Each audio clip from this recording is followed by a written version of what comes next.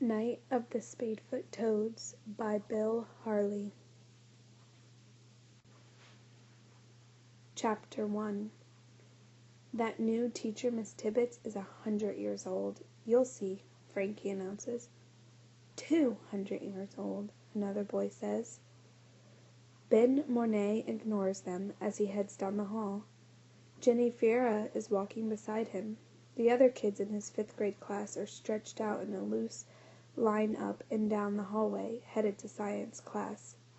Miss Tibbets isn't that old, Jenny tells Ben. And she's not a new teacher. She's just been out for a while. My brother had her in 5th grade a couple of years ago. Ben nods. He likes Jenny. She's one of the few kids who talk to him, maybe just because he sits behind her in class. He's been at Edinburgh Elementary School for 2 months, but he still feels anew. Now they've got a new science teacher, too. She's new to Ben, at least. Everybody else in the class seems to know her. She's 1,000,000 years old, Frankie shouts to everyone in the hall can hear. He bends over and hobbles down the hall like an old woman, and Tommy Miller and Dennis Demio laugh. Frankie thinks he's a lot funnier than he is, but there are always kids who will laugh at him, even when he's being mean. It's strange to get a new science teacher at the end of March. Ben wonders where Miss Tibbets has been, and, more importantly, why she came back. When Ben walks into the classroom, he doesn't see the science teacher, but he does see the mice. They're in a new cage on a table against the back wall, next to stacks of textbooks and papers. He figures there are 6 mice in it. Ben knows something about mice, but not as pets. He knows about mice as food for diamondback rattlesnakes. He's seen rattlesnakes eat mice lots of times. There are no diamondback rattlesnakes in Edinburgh, Massachusetts. Ben's pretty sure of that. The rattlesnakes he used to watch were at the Desert Museum in Tucson, Arizona, where he lived until February, along with whipsnakes and sidewinders and horned toads and Choctaw lizards. All he's seen since they moved to Massachusetts are some squirrels and chipmunks in his backyard and some birds at the window feeder. Ben walks toward the cage to get a closer look at the mice. Ryan Brinson starts pounding on a desk not far from the table. "Ben! Ben!" he yells. "Sit here!" With a new teacher, there aren't any rules yet, and everyone's thinking they can sit anywhere they want. Frankie, Tommy, and Dennis have claimed desks all together on the other side of the room. Ryan's a skinny little kid who wears glasses. One of the lenses is covered over with a patch, and the other lens magnifies his good eye. He's always peering at people out of that one big eye. He's the most hyper kid that Ben has ever met. It's like his mother gives him a pound of sugar right before he leaves for school every day. He drives Ben crazy. He drives the other kids crazy, too. He even drives the teachers crazy. Ben wishes he had a real friend. Not like Jenny, who only talks to him because he sits in front of him. Or Ryan, who is officially wacko. He'd like to find someone like Toby, his best friend back in Tucson. "Sit here," Ryan says again, pounding on the desk like a bass drum. It's the only empty seat. The kid is a human noise machine. He'd be noisy even if he was still sitting, which he never is. Ben glances around the classroom. The new teacher, Miss Tibbets, hasn't arrived yet. Teachers are usually pretty good about not leaving a classroom unattended, but sometimes it happens. He looks at the mice again, then thinks about Mr. Tompkins, the director of the children's program at the Desert Museum. Ben loved that museum. He'd taken every summer class they'd offered for his age group, and he talked his parents into taking him there almost every Saturday during the school year. Mr. Tompkins had promised Ben that when he was a little older he could help out with one of the summer programs. But then in December, Ben's dad was offered a new job, and 2 months later his family packed up and left Tucson. Now he's stuck here looking at mice in Massachusetts. He doesn't even have his souvenirs from the museum. The box that held his favorite things from his bedroom got lost in the move, and the moving company couldn't find it. Ryan is still pounding the desk, calling for Ben, but it's like the kid has forgotten what he really wants and now just enjoys the sound of his own pounding and chanting.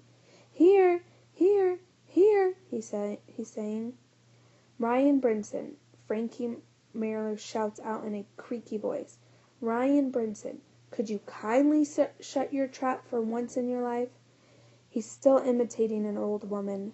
Dennis and Tommy and a couple of other boys who always laugh at Frankie's jokes let out loud guffaws. Miss Tibbetts still hasn't arrived, and the kids are all standing up and talking and making noise. The longer there's not a teacher in the room, the wilder it gets.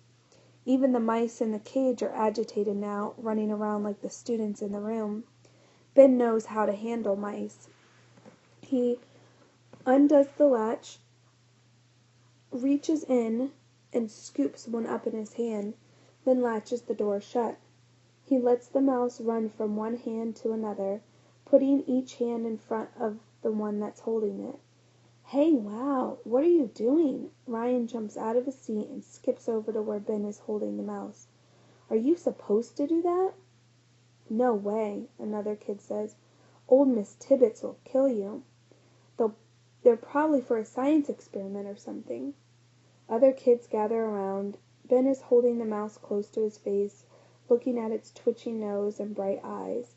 He thinks about how the workers at the museum fed the mice to snakes. At first he was upset, but Mr. Tompkins had explained that it was all part of the cycle of life. "It's sad," he said, "but all species depend on other forms of life to live. That's why there are so many mice, to make sure the species survives. Of course, we're at the top of the food chain. There are a lot of us, but that's because there's no one to eat us." "You should put it back," Ginny says to Ben, "before Miss Tibbetts gets here. She's twisting her fingers in her hair like she's the one who's going to get into trouble." "It's okay," Ben says. "I just want to see it for a minute." Ryan reaches for the mouse, trying to get it out of Ben's hands. "Let me hold him," he says. "I'll be careful." "No, Ryan," Ben says, twisting around to shield the mouse. Ryan manages to grab Ben's wrist with one hand. "Wait!" Ben yells, but Ryan clamps down on the little animal with his other hand. Afraid the mouse will be crushed, Ben lets go. Ryan lifts it up in the air like it's a trophy or something. "I've got it!" he shrieks. "It's squirmy." "Well, duh," Frankie sneers. "Well, duh," three other boys echo. Ryan tries to hold on to the mouse, but it crawls out of his hands and runs down his arm. "Ah!" he yells, and the whole class starts screaming. The mouse leaps off Ryan's arm, lands on the floor, and skitters under the desks, looking for a safe place to hide. But there's no safe place, not with a bunch of fifth graders after it. "Get it! Get it!" Frankie shouts in his old woman's voice. "Killer mouse on the loose!" 3 or 4 kids squeal and run to the opposite side of the room, like it really is a killer mouse and might hurt them. It climbed down my arm. "Get it! Get it!" Ryan is dancing around the circle of kids who are on their hands and knees looking for the mouse. 3 or 4 of them corner it in the front of the room. "I'll get it," Ben says, pushing his way through the crowd. He's about to scoop it up when another voice yells out, and everybody freezes where they are. "What is going on in here?" Ben turns to see a woman standing in the door of the classroom. There's a moment when nobody says anything, and then everybody runs to their seats, trying not to laugh, even though they know they're in trouble. It's funny and scary at the same time. Now is Ben's chance to catch the mouse, so he kneels down and scoops it up, then turns to face the teacher. Miss Tibbetts is an older woman, but nowhere near 100 years old. She stands straight and tall, not bent over at all. Ben is never good at guessing how old grown-ups are, but he figures she's about as old as his grandmother, Monet. Her long, graying hair is pulled back behind her ears in a braid that reaches part way down her back.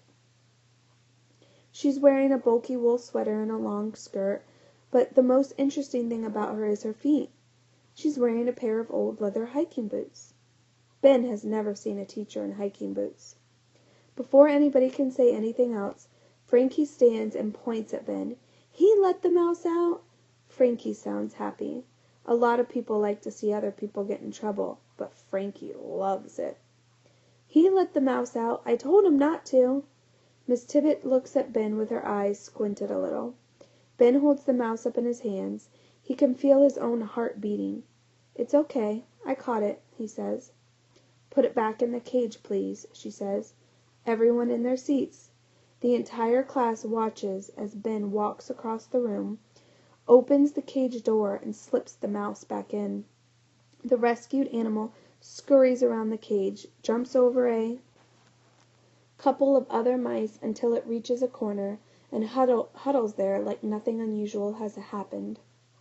Miss Tibbet tells Ben to find a seat and walks over to the small teacher's desk in front of her class. "Here, Ben," shouts Ryan, pounding on the desk next to his. "Sit here." There's nowhere else to sit, so Ben slides into the vacant desk. Ryan gives him a lopsided smile. Ben looks away. He feels like he's balancing on a tight rope, trying to be nice to Ryan, but not too nice. Ben doesn't want to be mean, but the kid is too hyper to be a good friend.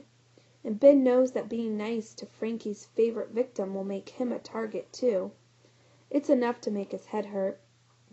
Miss Tibbet writes her name on the board and stands at the front of the class for a moment waiting. It gets very quiet. Even Ryan seems to be holding still, which is a minor miracle. "My name is Miss Tibbet, and I'll be teaching you science for the rest of the year. Most of you probably know I've been a teacher here at Edinburgh for many years. I took a little time off, and now I'm back." The teacher walks back to the front of her desk, taking her time. Ben sneaks another glance at her hiking boots. "I expect you to sit in your seats the moment you come to class, whether I'm here or not." She pauses and looks around. "And please do not touch anything in the room unless you ask my permission. Especially animals in cages. Animals are living things and need to be treated carefully. They're not toys." Frankie turns and looks at Ben and wags his finger. Miss Tibbet walks over and puts a hand on his shoulder. "Ugh!" Frankie squawks like he's being strangled. Dennis laughs. Miss Tibbet glares at Frankie, then returns to the board at the front of the class. She writes down a bunch of words and asks the kids to copy them into their notebooks so they can look them up for homework. Ben wonders why she just doesn't hand out a sheet with the words on them. While the kids are writing down the words, Miss Tibbet patrols the aisles. When Miss Tibbet passes by Ben's desk, he notices that her hiking boots are a little muddy. He wonders if she walked to school or something, and he looks back over at the mice again. Miss Tibbet walks down the row of desks, then turns up the next aisle. When she gets to Ben's desk again, she leans over his paper. "I finished," Ben says. She reaches out with her wrinkled hand and jabs a short, cracked fingernail at a word on his paper. Miss Kutcher has fingernail polish on her fingernails, Ben thinks, not Miss Tibbet's. Ben looks at the word under her fingernail.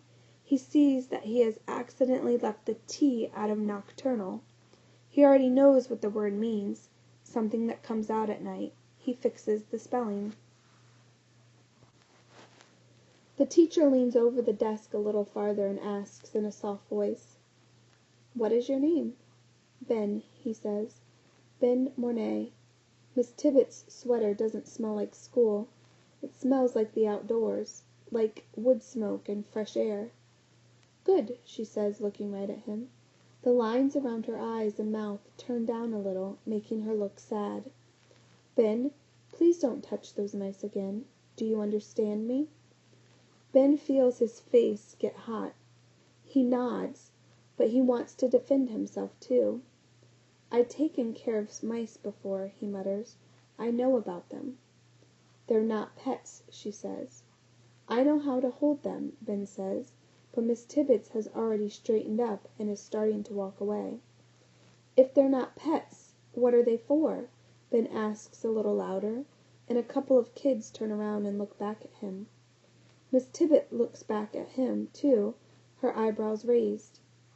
Ben can feel that he's pushing it a little, but he wants to know. Are they for bait, or food, or maybe for an experiment? I know someone who feeds mice to snakes. It is something like that? He asks. Now everybody is watching Miss Tibbet to see how she's going to react. Ben waits for her to get mad, but she doesn't. Her lips scrunch up, almost like she's trying not to smile. "Go over the words one more time, Ben," she says. "I brought the mice in to show the second graders, and we're not talking about snakes today. Maybe some other day."